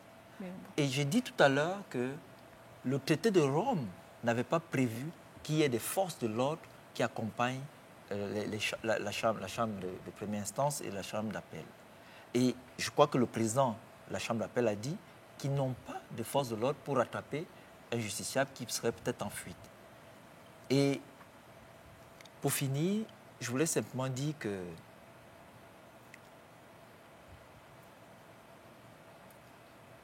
c'est assez complexe, la situation qui se passe en Côte d'Ivoire. La proposition du président Ouattara était la bonne de dire qu'il faut que tous les doyens, tous les tontons laissent la place aux jeunes. Et aujourd'hui, la situation se complique parce qu'on comprend bien, quand dit l'avocat de Laurent Gbagbo, que quand on est acquitté, il faut jouir de tous ses droits, même ses droits civiques et politiques, aussi bien les droits civiques que politiques. On sent visiblement que Laurent Gbagbo se bat pour revenir être candidat. Et à partir de ce moment, ça entraîne autre chose. Et c'est légitime, hein, mais forcément, comme a dit Antoine Assadi Timoko, tant que l'un des trois ira, tous les autres iront. Et à partir de ce moment, on va tourner en rond. Et comme il a dit, chaque 10 ans, malheureusement, on risque jusqu'à peut-être la nature qui fonctionne par autorégulation règle la situation. Alors, que dites-vous, que répondez-vous à ceux qui estiment que la réconciliation en Côte d'Ivoire est tributaire de la sortie de prison de M. Laurent Gbagbo, enfin de la... Moi, je voudrais m'inscrire en faux contre cette thèse, de dire que la réconciliation est tributaire de la sortie de M. De la liberté totale de M. Laurent Gbagbo. Non, elle ne peut pas nous réconcilier. Elle peut peut-être rassurer les partisans de M. Laurent Gbagbo et les galvaniser pour aller à la conquête du pouvoir. Ça, on le dit, c'est vrai, mais dit que c'est le critère. Vous savez, nous, on l'a écrit en 2012 dans l'Éléphant déchaîné. Quand M. Gbagbo a été transféré à ces pays, nous, on a écrit que le régime Ouattara venait de commettre là une erreur politique qu'il ne pourrait pas rattraper. Vous savez, à l'époque, le ministre de la Justice, M. Yenema Koulibaly, était sur un plateau en France, où il a dit que pour que la réconciliation soit, il faut que M. Gbagbo soit transféré à ces pays. Nous sommes 9 ans plus tard, les résultats sont là, il n'y a pas de réconciliation. Ce qu'il faut dire, il faut qu'on arrive à dire la vérité aux Ivoiriens. Je voulais d'abord faire une observation sur les avocats en question. Lorsque un État commune des avocats, les avocats, avant de se prononcer devant une cour, déposent ce qu'on appelle une lettre de constitution au greffe. Tant que vous ne l'avez pas retirée et que le procès est à court, vous êtes toujours l'avocat constitué. Voilà. Donc, l'avocat ne représente pas le peuple du Côte d'Ivoire. Il représente le gouvernement qui les a mandatés. Il faut faire vraiment la distinction dans cette affaire. Donc, ils ne sont pas là pour représenter toutes les victimes. Ils représentent l'État du Côte d'Ivoire. C'est clair, c'est net dessus. Et donc, la réconciliation en question, M. Gbagbo peut être libéré. Les juges vont trancher dans 2 semaines, dans 3 semaines. Ils peuvent être totalement libérés. Mais c'est là que rentre en jeu le débat politique. Parce que quand bien même ils seront totalement libérés, ils ne pourront pas venir en Côte d'Ivoire sans l'accord de M. Ouattara. On a l'impression que les gens ne savent pas ça. Le ministre Hubert Oulaye, au cours d'une cérémonie à Yopougon, il a dit, il est juriste, il a dit, même libéré de la CPI, M. Gbagbo ne pourrait pas venir en Côte d'Ivoire sans que le président Ouattara ait donné son accord écrit. Donc ils vont rentrer dans un jeu de dialogue politique en cas de libération totale. Et il leur faut un passeport que l'État de Côte d'Ivoire doit leur délivrer. Si l'ambassadeur de Côte d'Ivoire en Hollande ou bien à Bruxelles reçoit instruction de ne pas signer ce passeport, il ne signera pas. Et tant qu'il n'a pas ce passeport, ils ne viendront pas ici. Donc on va rentrer encore dans... Donc je suis d'accord avec Patrice Yao quand il dit qu'il faut désarmer les discours. Parce que quand on écoute les gens, on a peur, on rencontre des diplomates, on va les sérieux, on échange avec les gens. Ils ont l'impression que les Ivoiriens n'ont tiré aucune leçon du drame qu'ils ont vécu. Les gens en sont aujourd'hui à dire on va prendre notre revanche. On attend que Gbagbo arrive pour que... On attend le match retour. Le match retour. Le RHDP dit on attend qu'on le libère pour que nous aussi on commence. Dans une telle dynamique, dans une telle dialectique, on ne s'en sort pas. Il y a des étincelles dans l'air. C'est des étincelles dans l'air. Donc il faut que les gens comprennent que la phase judiciaire peut se terminer dans ces pays, mais il va y avoir encore une phase politique. Vous avez vu en RDC, quand on a complètement quitté Bemba, il est rentré, il s'est présenté, mais la Cour suprême a dit il y a un appel sur la corruption, on a été condamné, qui n'est pas un candidat. Si M. Gbagbo est libéré, qui vient aujourd'hui, et que l'appel est toujours pendant, et qu'il se présente à la Cour suprême, que la Cour suprême dit, la Cour constitutionnelle dit qu'il y a une procédure en cours contre vous, vous êtes condamné en Côte d'Ivoire à 20 ans de prison, vous ne pouvez pas être candidat, qu'est-ce qui va se passer? Est-ce qu'il va réclamer sa candidature dans la rue, ou bien il va aller dans le politique? Donc il faut que les gens reviennent à la raison. Et qu'ils désarment leurs paroles, ils désarment leur bouche, et que les Ivoiriens rentrent à la maison pour discuter entre eux, pour trouver un accord pour que la Côte d'Ivoire ne tombe plus jamais dans les violences. Et vous êtes d'accord qu'il faut désarmer les discours? Oui, il faut désarmer les discours, je suis entièrement... De part et d'autre. De part et d'autre. C'est pourquoi je demande que la population prenne ses responsabilités en boycottant les mots d'ordre qui nous emmènent dans la belligérance, en fait, en participant au jeu électoral à un moment donné de notre histoire. Il faut que la population prenne ses responsabilités. Mais en même temps, nous sommes en Côte d'Ivoire, il ne faut pas exclure justement un possible dialogue entre M. Ouattara et M. Laurent Gbagbo. Il ne faut pas l'exclure, d'autant plus que en 2018, lorsque la crise interne a débuté, était vraiment frappante au sein du RHDP à l'époque, entre le PDCI et le RDR, on a entendu une cadre du RDR dire « nous allons rencontrer Gbagbo ». Ça a surpris tout le monde. Mais parce qu'en ce moment, c'était vraiment chaud dans les coulisses. C'est pour dire que c'est possible. Et puis, s'ils l'ont fait dans le passé, ce n'est pas aujourd'hui qu'ils ne vont pas se rencontrer. C'est pourquoi je dis que c'est dommage. C'est pour des problèmes de personnes, des deals politiques. Nous, on dit qu'on est un peu excessif, les mots qu'on emploie, qu'on a envie de dire, mais des dealers politiques. Parce que finalement, ils se jouent de nous. Et à nous maintenant de tirer les leçons. De tirer les leçons de 2010 et de ne plus accepter d'accompagner les mots d'ordre de la violence et de continuer de vivre ensemble. Et le vivre ensemble, proclamé non seulement par les RHD, mais la Bible aussi le dit. Donc, je suppose aussi que l'opposition veut qu'on vive ensemble. Parce que quand tu veux utiliser un terme, on peut te caricaturer. Patrice Yao, est-ce que vous avez vu venir, ou du moins une fois dans vos analyses politiques personnelles, vous êtes dit, tiens, il peut y avoir rapprochement entre le président Alassane Ouattara et l'ex-président Laurent Gbagbo? Oui, je pense que tout est possible. Oui, tout est possible. Je pense que, moi je suis d'accord avec Delors quand elle le dit, nous sommes en Côte d'Ivoire. Et la Côte d'Ivoire, quelqu'un nous disait, la Côte d'Ivoire c'est la Côte d'Ivoire. Donc c'est possible que le président Ouattara et le président Gbagbo puissent se rencontrer. Le président Ouattara lui-même le disait une fois, quand le président Bédié devait aller rencontrer le président Gbagbo à truc, il dit, écoutez, c'est deux Ivoiriens qui se rencontrent, donc il n'y a pas de raison qu'ils ne se rencontrent pas. Et lui, il ne voit pas pourquoi est-ce que...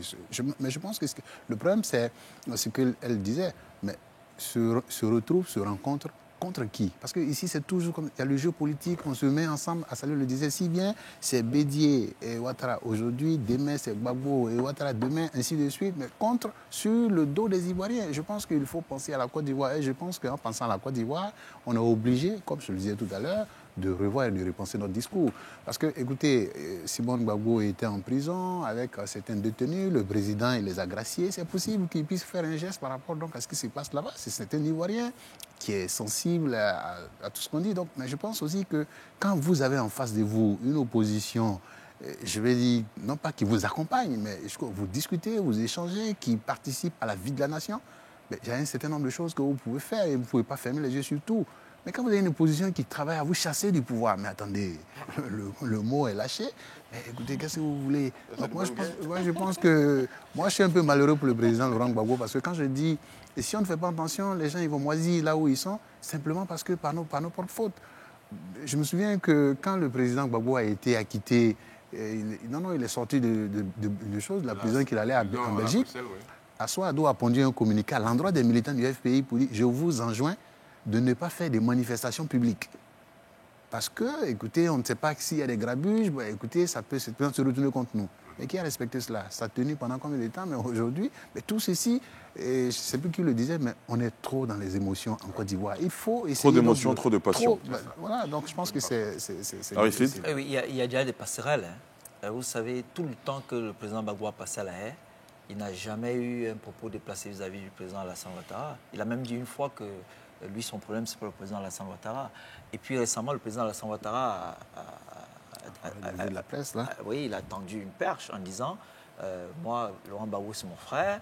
Moi, je suis le grand frère, je suis président. C'est à lui de m'appeler pour demander des nouvelles. Le dit, c'est ouvrir une brèche. Je pense que rien n'est impossible. Et je crois que les uns et les autres disent la même chose. Mais là où il faut insister, j'insiste là-dessus, et à Davos, on l'a dit, il faut investir dans le savoir, investir sur les hommes, la formation. Il faut former les gens. Les gens ne comprennent pas le champ politique. Et tout le monde pense qu'on peut venir parler de politique. Et vous voyez, un mot d'ordre. Quand on dit même FPI, tendance Gore, pour moi d'abord, ça sonne faux parce qu'il n'y a qu'un seul FPI. Il faut qu'on commence à dire que ce sont les Gore, parce que c'est un groupe qui s'appelle Gore, Gbagbo ou rien, parce que le FPI légal, c'est le FPI Pascal Affi-N'Guessan. Il faut commencer par dire les choses clairement, former les masses, il faut la formation. Et sans la formation, on ne s'en sortirait pas. On ne s'en sortira pas. Donc, vraiment, pour moi, j'insiste là-dessus, il faut qu'on installe un vrai champ politique avec des règles, avec un clivage gauche-droite, avec une tolérance, avec un discours responsable. Et finalement, ce qui va sauver la Côte d'Ivoire, c'est justement des discours mesurés, avec beaucoup plus d'humilité de part et d'autre. C'est ce que vous êtes tous en train de dire. Je voulais dire, parce que Delors dit chaque fois quand elle revient sur le peuple de Côte d'Ivoire qui doit prendre ses responsabilités. Vous savez, Césaire a dit que s'il n'y a pas de peuple supérieur à un autre, il y a quand même des peuples qui sont dans les faits plus aptes que d'autres à défendre leur droit à l'existence. C'est cela. Et quand on regarde comment le peuple de Côte d'Ivoire se comporte, on a l'impression qu'il n'a pas encore pris conscience. Et d'ailleurs, c'est lié aussi un peu à la culture, c'est lié aussi un peu à la formation. On a un taux d'analphabétisme qui est très élevé. Et donc, la classe politique ivoirienne est totalement contente d'avoir en face d'elle un peuple qui ne répond pas, qui est prête à se sacrifier, non pas pour ses propres intérêts, mais pour les intérêts d'hommes politiques. Tout ce que nous vivons aujourd'hui est la conséquence de compromissions, d'alliances contre nature que les uns et les autres ont faites au fur et à mesure de leurs intérêts jusqu'à ce qu'on arrive à la déflagration. Et aujourd'hui, on s'arc-boute sur des positions alors que c'est les conséquences de nos propos qu'on a tenus jusqu'à aujourd'hui. Vous savez, notre auteur a dit, Bossuet a dit, Dieu se moque des personnes qui déplorent les conséquences des causes qu'ils chérissent. Je voulais m'arrêter là. C'est assez profond. Merci Antoine Assaletier-Moko de nous rappeler toutes ces citations pleines de sens. Je vous propose d'aborder un dernier sujet avant de mettre un terme à cette émission. Dans un communiqué publié aux premières heures ce vendredi dernier donc, le Crédit Suisse, banque basée à Zurich, a annoncé le départ de son directeur général, l'Ivoirien Tidiane Thiam, remercié pour son énorme contribution. Selon les premières informations, Tidiane Thiam paierait le prix de relations conflictuelles avec le conseil d'administration. Le patron de Crédit Suisse, Tidiane Thiam, 57 ans, l'un des visages les plus connus de la finance mondiale, a démissionné vendredi, emporté par un scandale d'espionnage d'anciens cadres dans lequel il a toujours nié être impliqué. Il quittera ses fonctions le 14 février, après la présentation des résultats annuels de la banque. Il sera remplacé par le Suisse Thomas Gostin, un cadre de longue date au sein de Crédit Suisse. Depuis septembre, Crédit Suisse est secoué par des révélations concernant la surveillance de son ancien directeur de la gestion internationale de fortune, Iqbal Khan, après son départ inattendu pour rejoindre la banque concurrente, UBS. À mon avis et à l'avis du conseil d'administration, cette ordonnance de surveillance était erronée et inappropriée, même si elle a été rendue subjectivement pour la protection de la société. La mesure n'était pas proportionnée et ne correspond pas aux critères et normes que nous nous sommes fixés. Le conseil d'administration a donc décidé que les responsables de cette surveillance ne pouvaient plus travailler pour le groupe Crédit Suisse et a accepté leur démission. L'arrivée en juillet 2015 à Zurich du franco-ivoirien qui dirigeait jusque-là le groupe britannique d'assurance Prudential bouscule le milieu feutré de la banque Helvets. Précédé d'une réputation de fin stratège, Tidjane Thiam avait pour mission de rééquilibrer le paquebot Crédit Suisse, alors en eau trouble entre actifs toxiques, scandales financiers et banques d'investissement hypertrophiées. En remettant sa démission, Thiam a réaffirmé ne pas avoir été au courant d'un projet d'espionnage d'anciens collaborateurs. Je n'avais aucune connaissance de l'observation de ces deux anciens collègues. Cela a incontestablement perturbé Crédit Suisse. Je regrette ce qui est arrivé et qui n'aurait jamais dû avoir lieu.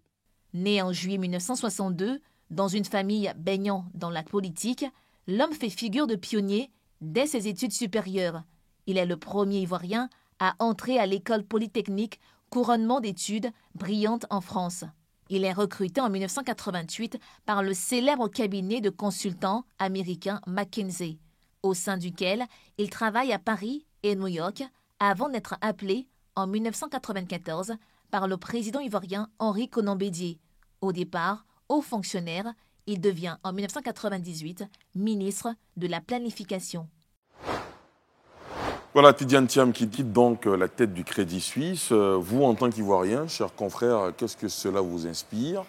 Dans les coulisses, à un moment, on a pensé à lui comme éventuellement un homme qui pourrait briguer la magistrature suprême en Côte d'Ivoire.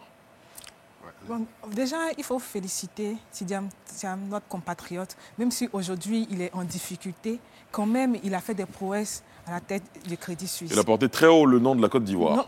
Exactement. Donc, il faut déjà le féliciter pour cela, parce qu'il a porté très haut le nom de la Côte d'Ivoire. Mais en même temps, ce sont les spéculations, parce que lui-même, il avait répondu dans un média suisse à l'époque qu'il n'était pas intéressé par la présidentielle. Maintenant, peut-être qu'il aura le temps de revoir sa position. Ceux qui l'appelaient à être candidat vont certainement le recontacter, vont certainement redonner de la voix. C'est de bonne guerre. Après, on sait que Tidjane Thiam est proche de Bédié. On ne sait pas qui le PDCI présente ou pas. Donc, c'est un peu trop tôt pour présenter Tidjane Thiam comme le candidat peut-être du PDCI ou un candidat indépendant. Mais déjà, c'est un Ivoirien. S'il jouit de ses droits civiques et politiques, il est en mesure d'être candidat. Antoine Assalé-Tchimoko, je vous vois sourire. Vous avez des informations à nous partager, peut-être? Effectivement, il faut le féliciter. C'est une fierté nationale d'être au niveau où il est. Le problème qui fait partie de cette banque n'est pas un problème de gouvernance, c'est un problème de rapport personnel avec son ex-collaborateur. Et donc, vous savez, dans les pays de grande démocratie, les petits grains de sable finissent par gripper la mécanique entière. Et donc, il a anticipé, il part avec toute l'orage qui l'entoure. Maintenant, est-ce que la Côte d'Ivoire mérite Thiam? Bon, je veux dire, la conception de la gouvernance qu'il a, peut-être que si M. Ouattara et sa génération acceptent de nous aider, vous les Ivoiriens, en disant M. Gbagbo, les trois se retrouvent autour d'un verre, ou au journal de télévision, on voit M. Gbagbo, M. Bédié, M. Ouattara, disent, bon, les Ivoiriens, nous trois, on prend notre retraite, on va encourager la nouvelle génération. En ce moment, on peut se mettre à rêver. Mais dans le contexte actuel, même si Adeleur dit que M. Thiam est proche de M. Bédié, M. Bédié n'a pas fait sa bataille depuis combien d'années pour que M. Thiam soit à sa place? Je suis désolé. Non, je pense qu'il faut d'abord féliciter Tidjane Thiam. Je pense que c'est même une fierté africaine, parce que je pense que c'est l'un des rares Africains à être... il était d'abord à Londres, ensuite en Suisse. Et je pense qu'il a porté très haut en tout cas le drapeau donc, de la Côte d'Ivoire et il faut vraiment le féliciter. Non, je pense que Assalé Timoko a répondu à une question tout à l'heure et je crois que Tidiane Thiam est frère à Augustin Thiam qui est cadre imminent du RHDP, qui est gouverneur donc, du district donc, de Yamoussoukro. Et donc je pense qu'on se comprend très très bien et on suivait mon regard, mais je pense que ce n'est pas ça.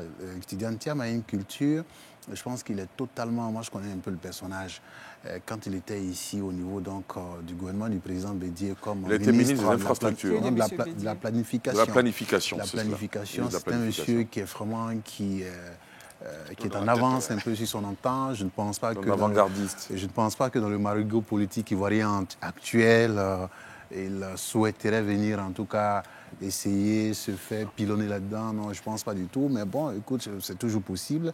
Ben, je pense que c'est un garçon qui rêve toujours grand. C'est peut-être intéressant qu'un jour il pense à son pays. Je dis un jour.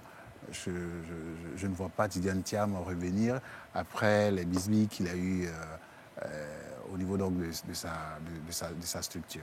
Aristide ? Oui, je dois simplement dire qu'il a eu un parcours académique exceptionnel. Vous vous souvenez, quand il entre à Polytechnique, ça a été l'objet d'une fête en Côte d'Ivoire. Et son parcours professionnel aussi extraordinaire. Il a été ministre, il est parti très déçu. Et c'est quelqu'un, vous avez vu, c'est des relations conflictuelles qui le séparent. C'est un technocrate. Et puis, dans le champ politique, ce serait difficile pour lui. À moins qu'il y ait un consensus, comme a dit Assalé Timoko. Mais c'est un candidat idéal pour la Côte d'Ivoire. Il a le profil. Je crois qu'aujourd'hui, c'est celui qui peut véritablement impulser la dynamique qu'a instaurée le président Ouattara, parce qu'il a la vision, il a cette vision internationale, il a cette culture internationale. Donc voilà, moi je suis en admiration, c'est une figure inspirante. Voilà, c'est tout ce que je peux dire. Moi je ne sais pas exactement ce qui s'est passé dans ses rapports avec son collaborateur. On attend de voir. Peut-être dans les jours qui viennent, on nous dira. J'ai fouillé un peu aujourd'hui avant l'émission, mais je n'ai pas vu. Oui, ce n'est pas un problème de gouvernance. Mais je crois que. Mais il faut quand même qu'on sache ce qui s'est passé réellement. Je pense que les jours à venir nous diront plus. On le soupçonnerait d'avoir fait filer son adjoint, avec qui il a eu des problèmes de voisinage. Et puis bon, mais je pense il y a eu une enquête policière qui l'a dédouané. Mais lui-même, l'environnement dans lequel il commençait à évoluer devenait malsain. Et comme c'est des gens qui sont sûrs de leurs valeurs, ils ne peuvent pas perdre leur temps dans un environnement qui est pourri, entre guillemets. Voilà. Mais il était très, très soutenu par l'actionnaire principal, qui est un Américain. Effectivement. Alors, on vous a entendu, vous avez tous pratiquement félicité Tidiane Thiam. D'aucuns se demandent s'il accepterait de venir se jeter dans le marigot politique ivoirien. S'il venait à finalement revenir en Côte d'Ivoire, ça changerait beaucoup de choses, peut-être, dans le paysage politique.